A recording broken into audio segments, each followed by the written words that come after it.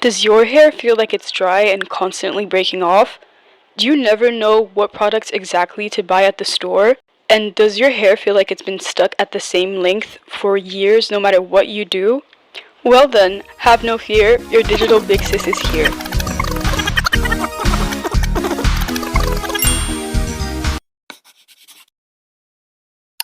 Hi angels, and welcome back to my channel. If you're new here, hi, my name is Yasmin, and if you're not, hi, welcome back. Today's video is going to be all about type 4 hair care. I will be teaching you guys how to build a solid routine based on your hair's needs.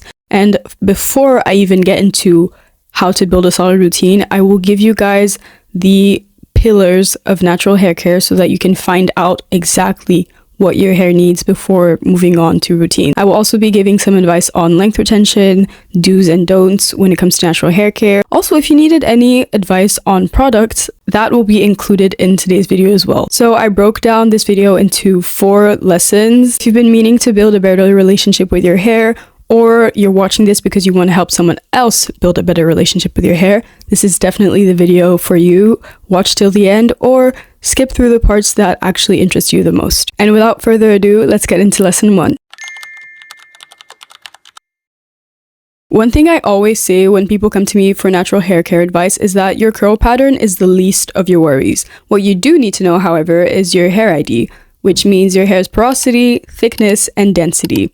Starting off with porosity, your hair porosity refers to your hair's capacity to absorb and retain water. And as you may know, there are different types of hair porosity levels: low porosity, medium porosity, and high porosity. I took the liberty of taking Justice Jackson's porosity quiz and putting it in the description because that's how I found out my hair porosity. Justice Jackson is a hair care creator on TikTok, and I'm giving all credits to her for this insanely helpful quiz. You will have to get your hair a little wet for this one, but trust me, it works way better than just taking a strand of your hair and putting it in a glass of water. Now moving on to hair thickness. Your hair thickness refers to the width of a single hair strand. You can either have very fine hair strands, medium hair strands, or very coarse hair strands. It's important to note that you can have a mix of both, even of all 3 hair thicknesses, but it's important to know which one dominates because that's how you will figure out which hairstyles and which hair products are adapted to your hair specifically. An example I can give is with fine hair. People with finer hair should consider parting their hair in bigger sections because the smaller the sections are, the more likely their hair is to get tangled and matted overall, which is why certain people complain about mini twists not being a protective hairstyle. It's not necessarily that it wasn't a protective hairstyle, it just wasn't adapted to their hair. Another example is in terms of products. Coarse hair can handle heavier products, whereas fine hair will quickly get drowned in products, which is why it's also recommended for people with fine hair to wash their hair more often to avoid product buildup that can suffocate their hair strands and ultimately slow down their hair growth process. There are 2 different ways you can figure out your hair thickness. Number 1 is the hair strand test, and number 2 is the thread test. Starting off with the strand test, what you have to do is take a strand of your hair, pinch on that specific hair strand, and glide down. As you can see on the screen, I'm doing this very slowly so I can really feel my hair strand. Depending on what you feel, here is what your hair thickness might be. This is a motion I'm doing, by the way. And it's best to do this on dry hair because otherwise you can't really tell your hair thickness. The second option feels more like a science experiment, and I think you'll understand your hair thickness better. What you're gonna do is you're going to take one of your hair strands. Once again, you need this hair strand to be dry. Then take a piece of string and put them both on a blank paper so that you can really see them better. And what you're going to do is you're going to compare the thickness of your hair to the thickness of the string. I put the indications on what your hair thickness might be according to what your hair looks like next to the string, so check the screen. We've talked about porosity and thickness, now it's time to talk about your hair density. Your hair density refers to the amount of hair strands on your head per square inch, and it's also categorized into 3 types: low density, medium density, and high density. Your hair density can say a lot about your hair health in general. That's not to say that if you have lower density, it means your hair is less healthy, but I will say, if you notice that your hair density has been decreasing with time, you need to get that checked because there might be something wrong with your routine, or you might have certain vitamin deficiencies, which is one of the biggest reasons a lot of women lose hair or can't seem to grow their hair. If you feel like that's your case and you've been losing hair in concerning amounts and you don't know why, you should definitely go see a specialist and get a blood test done to see if you have any underlying health issues. I recommend 2 different ways to figure out your hair density. Number 1 is the ponytail test, and number 2 is the scalp test. For the ponytail test, you're going to need some measuring tape and a hair tie. From there, what you're going to do is you're going to tie your hair up, and then you need to put the measuring tape around your hair tie so that you can measure the circumference of your ponytail, and from there you'll be able to tell your hair density. If the results are below 2 inches, you have low density. If you're around 2 to 3 inches, you have medium density. And if you're above 4 inches, you have high density. And for my beautiful people with shorter hair, all you need to do to figure out your hair density is part your hair in random sections and see how much of your scalp you can see. If you notice that you can see a lot of your scalp, you most likely have low density. If you can see your scalp a little bit, but not too much because of your hair, you have medium density. And if you can barely see your scalp because of how much hair you have, then you have high density. We've covered everything there is to know about hair ID. Now it's time to talk about the root of the problem. And no, I don't mean your lack of physical activity or all those glasses of water that you don't drink. I mean your scalp. It may sound stupid, but a lot of people don't know that a lot of their hair problems come from their scalp, which is literally where your hair is growing out of. Which is why it upsets me that so little creators talk about scalp care, but our scalp has 4 different types, just like our skin has 4 different types. So you can have a normal scalp, you can have an oily scalp, a combination scalp, and you can also have a very dry scalp. I can't really tell you your scalp type for sure, but pay more attention to how your scalp reacts to certain products, how it reacts to water even, and how it reacts to how you take care of it in general. In the meantime, let's not make a problem out of something that is not a problem yet. Make sure to keep up with your washes, because when you wash your hair, what you're really washing is your scalp. Never apply your products directly to your scalp. I see this so many times. It's a reoccurring comment in my comment section, but no, you're not supposed to oil your scalp. Oil actually feeds that one bacteria that creates dandruff. So the more you oil your scalp, the more you're prone to dandruff and the more you're prone to itchiness. And if you itch your scalp, you are just going to grow that dandruff even more. And since you don't want to look like a snowman, stop oiling your scalp. Or if you do oil your scalp, make sure to wash off the oil thoroughly. And don't let anything sit on your scalp. Your scalp is supposed to be completely free. The advice you need to keep from this section is keep your products off of your scalp. Unless they are meant to be on there, like serums or shampoo, no product is supposed to be touching your scalp. Also, keep up with your wash days, because that's the main way you're going to protect your scalp.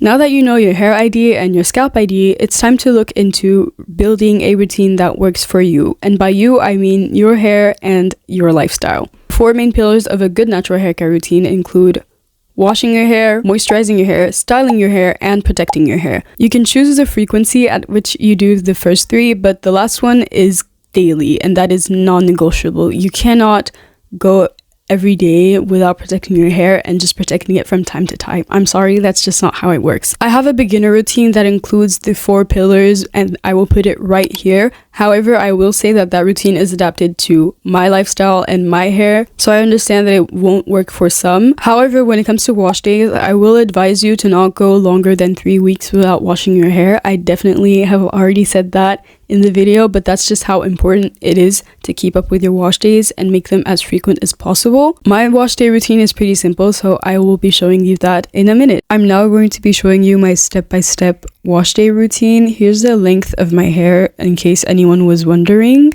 Step 1 is obviously detangling. As you can see, I'm starting off by spraying my hair with water. I have medium porosity, so as you may have noticed, the water is really sitting on top of my hair, and to make sure the water actually penetrates my hair strands, I help it by doing this specific motion as you can see on screen. As soon as my hair is wet, I make sure to finger detangle as well so that I can take away any knots before using my detangling brush on my hair. As soon as I'm done with finger detangling, I start to use my pre-poo. For anyone curious, pre-poo literally means pre-shampoo, and it's a hair treatment applied to dry or damp hair before shampooing to protect the ends, add moisture, and ease detangling. Unlike when you're using a conditioner, you don't need to drench your hair hair in water, you can just spray it a little bit and call it a day. Once I'm done adding the conditioner slash hair masks to my hair, you will notice how easy it is for me to slip through all the knots in my hair. This is a step where a lot of people lose the most of hair. What you should do when you're detangling your hair is start by the very ends and then slowly move up. And if you notice that there are still some knots at the end, focus on the ends first before making your way up. And also, never detangle your hair when it's dry, ever. Unless you want to keep up with hair breakage, don't detangle your hair when it's dry. I also tend to leave my pre-poo in for a few minutes before going ahead and rinsing it out. And as you can see here, I'm just going to repeat the process all throughout my head. A really crucial step that will make sure your hair doesn't just get tangled again once you're done with your pre-poo is to twist or do little braids with your hair once you're done applying your pre-poo. Here I'm doing twists because it's easier for me to take them down. And this way my hair is in sections and ready for me to wash it. All there's left for you to do now is just to rinse and repeat. So wet your hair, detangle it a little with your fingers, then apply your pre-poo, detangle your hair once again, and put it in a twist or in a braid. Now that I'm finally done, here's a little 360.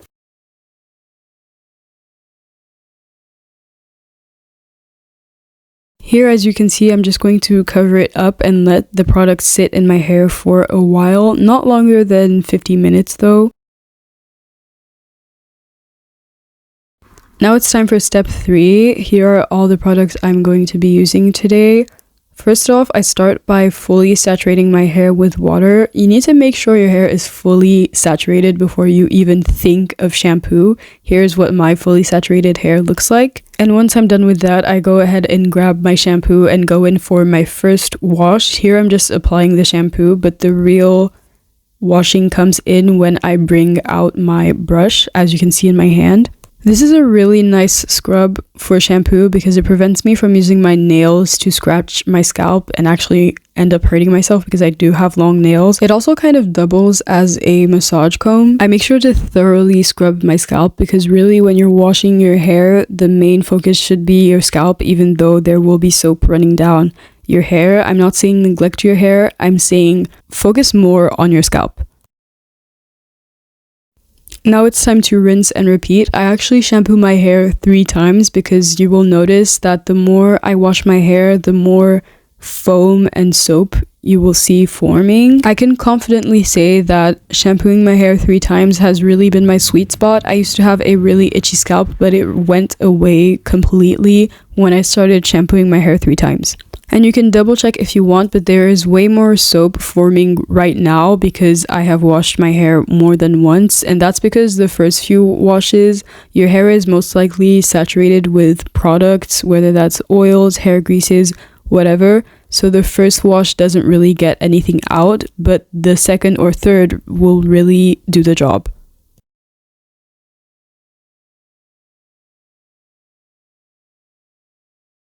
Now it's time for conditioner. I didn't have a deep conditioner this week because I ran out of it last week, but I conditioned my hair out of twists.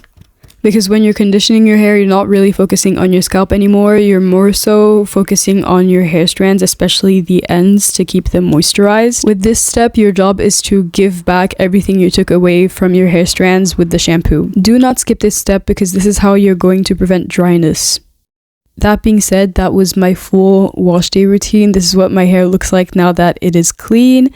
And this is what it looks like when it's dry. I use a microfiber towel to dry my hair, but you can use whatever you want. I'm just terrified of heat. When you want to moisturize your hair, you can't start off with oil or start off with cream. You always have to start off with water. As you can see, my hair is very dry right now, but that's okay. It's the perfect moment for me to teach you guys the LCO method.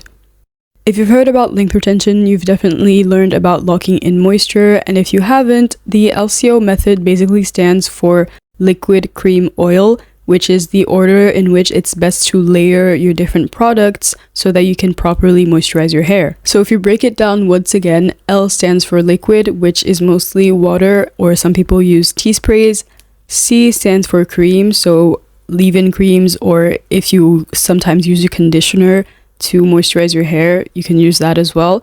And O stands for oil. The oil's role in this moisture routine is to seal in the moisture that you are going to be putting in your hair. So if you don't want to use a hair oil, you can also use hair grease or hair butter. And if you've heard of the LCO method, you've most likely learned about the LOC method. I am here to say that, in my opinion, the LOC method does not work at all.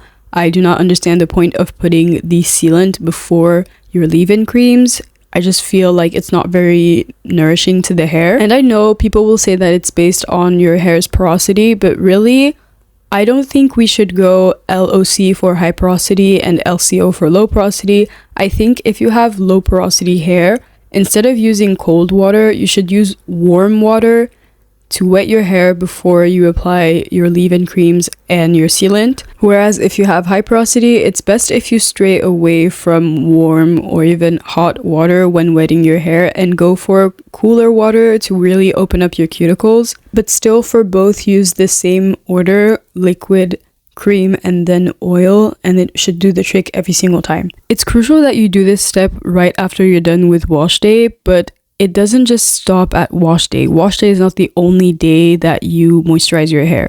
I would advise moisturizing your hair at least twice or 3 times within a week. But then you still need to keep up with wash days, because even though you should moisturize your hair, you don't want the product to build up and for the products that you're using to moisturize your hair to no longer do their job because of product buildup.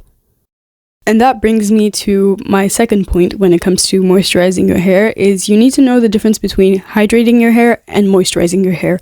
No, you can't hydrate your hair with oil. If I could have $1 for every single time someone told me that they hydrate their hair with oil, I would be a billionaire right now, which is very disappointing. When it comes to moisturizing your hair, that's when all the conditioners, leave-in conditioners, deep conditioners come in. But when it comes to hydrating your hair, you should never think oil. Your first thought should be water, and water only. You should also be hydrating your hair more often than you moisturize your hair. When it comes to styling, if you can afford it, consider not keeping in the same hairstyle for too long. I've had this hairstyle in for about almost a month now, and once that 30-day mark is up, I am going to be taking down this hairstyle, because you need to let your hair breathe. So even if it's just for 2 or 3 days, let your hair breathe for a second in between hairstyles. And I don't mean let it breathe on wash day, I mean let it breathe for several days. Remember to avoid hairstyles that are too tight or demand a lot of manipulation, and avoid hairstyles where you will be putting a lot of product directly onto your scalp, because those hairstyles are not protective at all. And now you may be wondering, what makes a protective hairstyle a protective hairstyle? And that's when I will tell you, there isn't such thing as a protective hairstyle without you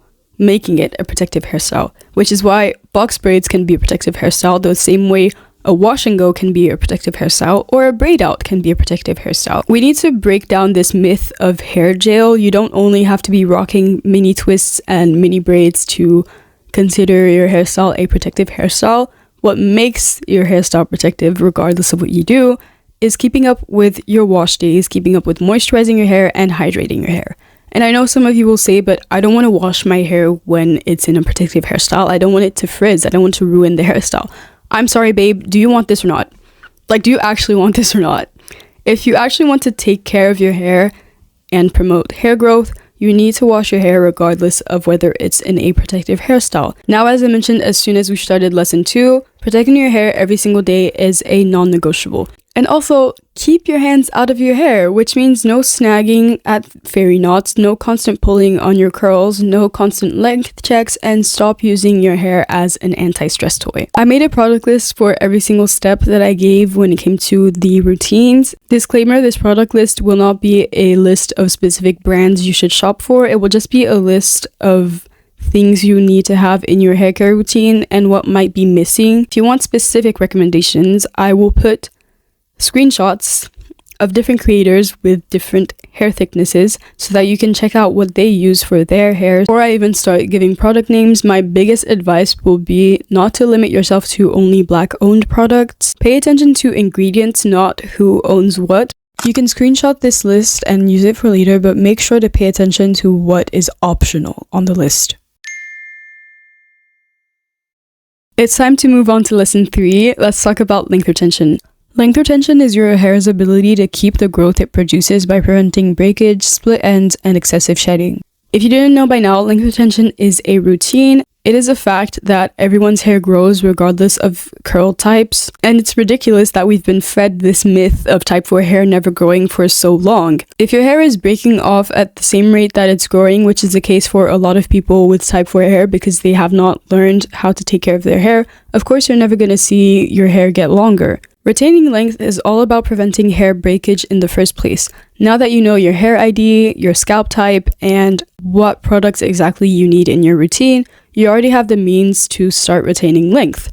However, I'm going to give you a list of do's and don'ts because these are the things that you need to absolutely avoid if you actually want to see progress when it comes to length retention. I'm going to be starting with the do's and then we'll move on to the don'ts later. And yes, I'm reading these on my tablet. It's important that you wash your hair regularly, adapt your hair routine to your lifestyle so that it's easier to follow. It's very important to adapt your hair care to your lifestyle because that way you will be way more gentle with your hair, which is one of the biggest things that is so important and not practiced enough when it comes to type 4 hair care. A lot of you are not being gentle enough with your hair, and it might come from a place of self-hatred, but it might also come from a place of ignorance and not knowing that being so rough with your hair is one of the main things that's making it harder for you to take care of it on a day-to-day basis. Moving on with more things you should do, you have to undo your protective styles gently to retain length, which is why some people use pre-poos like flaxseed gel or even just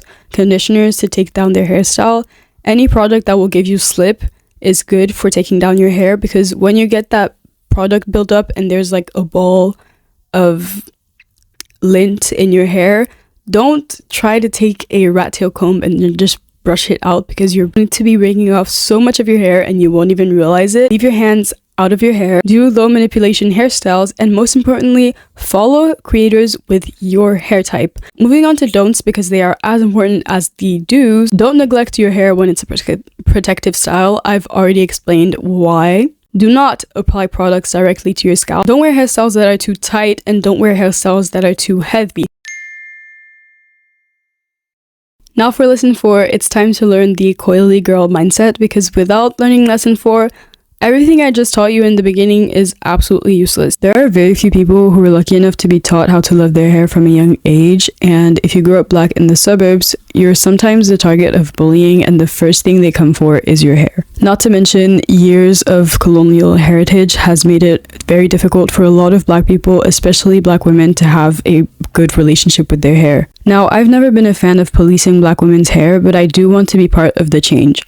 Part of the people who make it possible for the next generation of young black women to know so much about their hair that their only logical option is to love it and to wear it out often. Learn how to take care of your hair so you can appreciate it.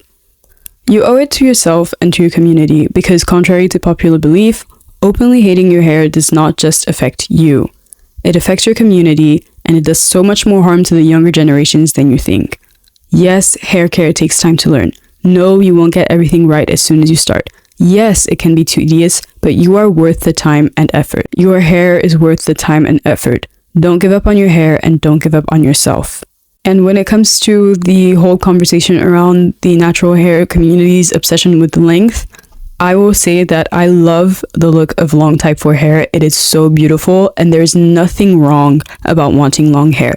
It has always been a sign of femininity across all cultures, which black women shouldn't be excluded from or ashamed for wanting to obtain. But if your relationship with the length of your hair is stopping you from appreciating its versatility, you need to work on that. The obsession with length can be especially detrimental to your mental health if you forget that you're black. Our hair doesn't grow down, it grows towards the sun. So if you continue to focus on unrealistic beauty standards where you logically do not fit in because your hair grows up and not down, you will set yourself up for disappointment. I'm not saying you can't want hair down to your waist. I'm saying just know that most of the time your hair down to your waist will look like hair that's shrunken up to your ears. Your hair is beautiful no matter its length. If I can see it and so many other naturals can too, you can put yourself on a path to see it as well by starting to learn how to take care of your hair and starting to know your hair. That is it for today's video. Hopefully you guys enjoyed watching this video as much as I enjoyed making it. If you have any additional questions that you would like to ask me, you can either leave it in the comment section of this video, DM me on Instagram, DM me on TikTok, or send me an email. If you're interested in seeing more advice type videos, there will be more coming on this channel, so I would advise you to subscribe. As always, I wish you guys an amazing week, and I'll see you guys soon.